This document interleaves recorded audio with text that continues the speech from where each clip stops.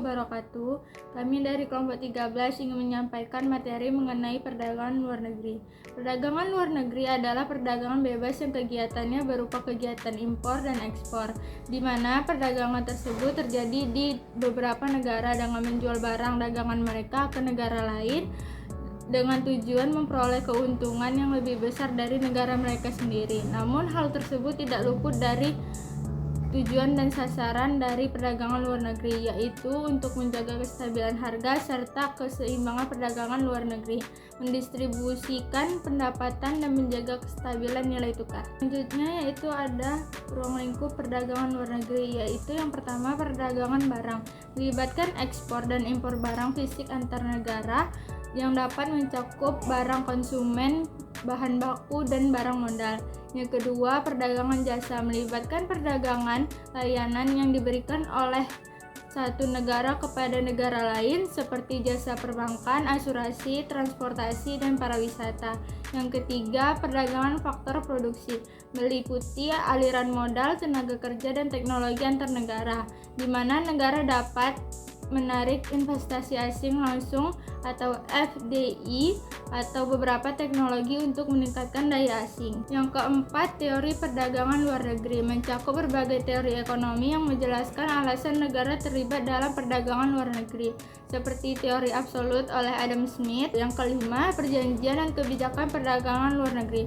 Negara-negara membuat kesepakatan perdagangan luar negeri melalui organisasi seperti WOT, World Trade Organization, atau perjanjian bilateral dan regional yang mempengaruhi perdagangan antar negara. Yang keenam, pengaruh globalisasi. Globalisasi mempengaruhi perdagangan luar negeri dengan meningkatkan arus barang, jasa, investasi, dan informasi secara global. Selanjutnya yaitu faktor pendorong perdagangan luar negeri. Faktor pendorong perdagangan luar negeri yaitu perbedaan sumber daya alam, perbedaan teknologi dan kemampuan produksi, perbedaan kebijakan pemerintah, faktor kurs dan stabilitas mata uang, permintaan dan penawaran global, infrastruktur, dan akses transportasi. Selanjutnya yaitu faktor penghambat perdagangan luar negeri, yaitu faktor sosial dan budaya, lingkungan politik dan keamanan, pembatasan jumlah impor, pemungutan biaya ekspor dan impor yang tinggi, nilai tukar yang berbeda antar negara.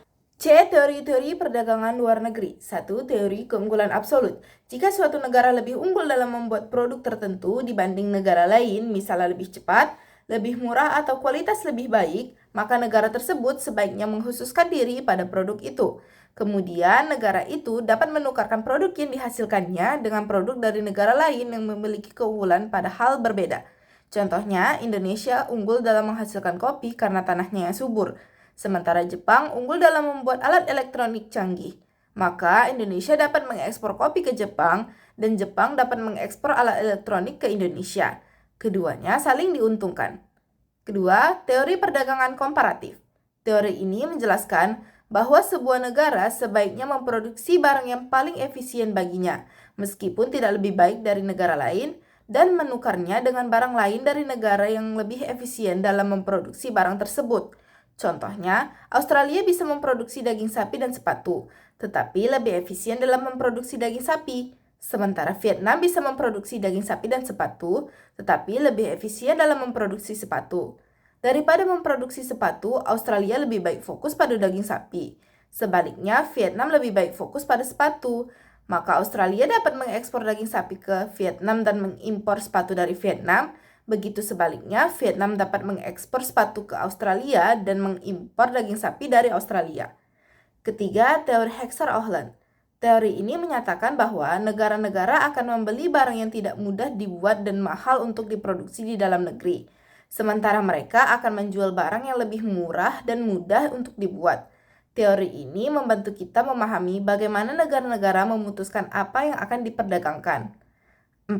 Faktor proporsi. Teori faktor proporsi menjelaskan bahwa perbedaan dalam faktor proporsi atau sumber daya yang dimiliki oleh masing-masing negara merupakan dasar terjadinya perdagangan luar negeri. Setiap negara akan mengekspor barang yang menggunakan faktor produksi yang berlimpah di negaranya dan mengimpor barang yang menggunakan faktor produksi yang langka di negaranya. D. Dampak perdagangan luar negeri. 1. Dampak positif dari perdagangan luar negeri. Yang pertama, mendorong pertumbuhan ekonomi. Kedua, menjadi sumber devisa negara berikutnya.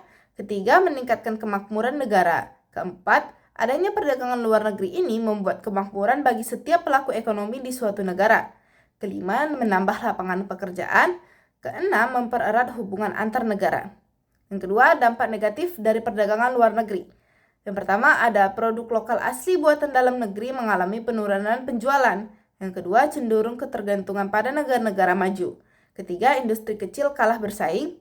Keempat, adanya persaingan tidak sehat. Dan terakhir, munculnya penjajahan ekonomi dari negara lain. Yaitu kebijakan perdagangan luar negeri.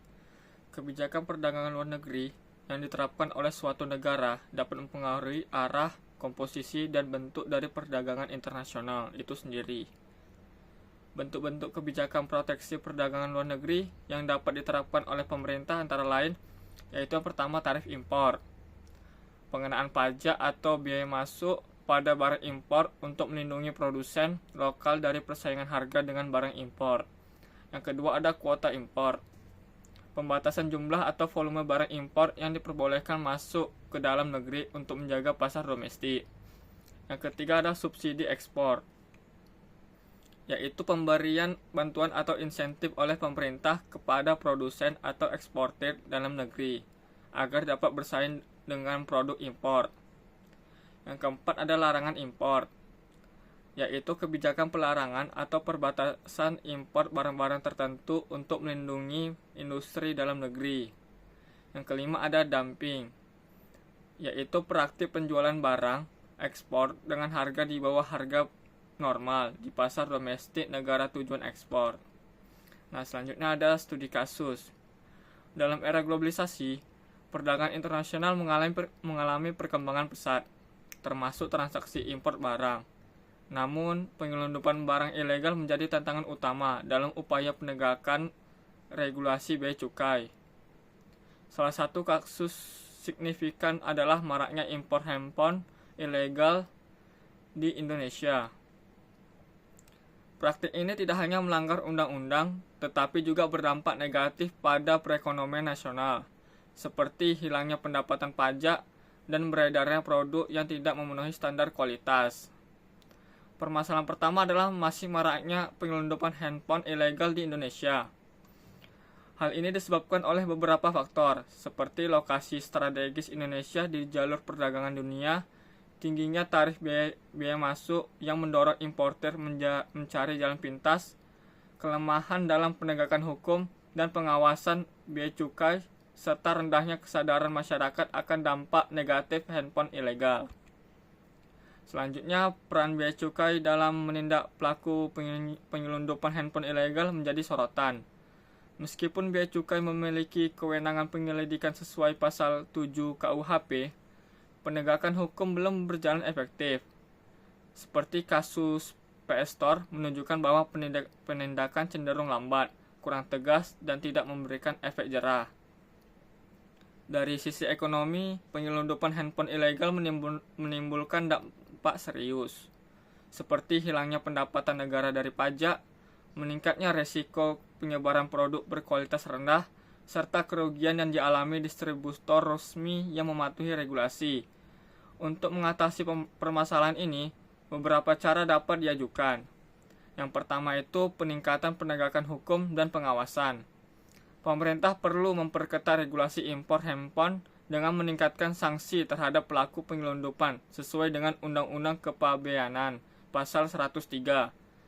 Selain itu, diperlukan peningkatan koordinasi antara bea cukai dan lembaga penegak hukum lainnya, seperti kejaksaan, untuk mempercepat proses hukum. Pengawasan ketat juga harus dilakukan di jalur perdagangan strategis, termasuk perbatasan laut yang rawan penyelundupan. Yang kedua, pendidikan dan sosialisasi. Pemerintah harus meningkatkan edukasi kepada masyarakat mengenai dampak negatif handphone ilegal, baik dari sisi ekonomi maupun keamanan. Kampanye publik juga perlu digencarkan untuk mendorong konsumen agar membeli produk legal dan mendukung perekonomian yang sehat. Yang ketiga ada penguatan teknologi pengawasan, yaitu optimalisasi sistem pemblokiran IMEI terhadap perangkat ilegal menjadi langkah penting untuk menekan penyelundupan. Pemanfaatan teknologi canggih juga diperlukan untuk memonitor aktivitas perdagangan lintas negara secara real time. Yang keempat, kolaborasi internasional. Kerjasama internasional harus diperkuat untuk memutus rantai penyelundupan barang dari sumber hingga tujuan akhir. Selain itu, peningkatan koordinasi dalam pertukaran informasi terkait aktivitas penyelundupan internasional akan sangat membantu dan dalam mengatasi permasalahan ini. Dengan mengimplementasikan cara-cara tersebut, diharapkan praktik penyelundupan handphone ilegal dapat diminimalisir, sehingga pendapatan negara meningkat, produk berkualitas rendah berkurang, perekonomian nasional menjadi sehat. Oke, sekian presentasi dari kelompok 13. Apabila ada salah kata, kami mohon maaf. Kepada Allah kami mohon ampun. Wassalamualaikum warahmatullahi wabarakatuh.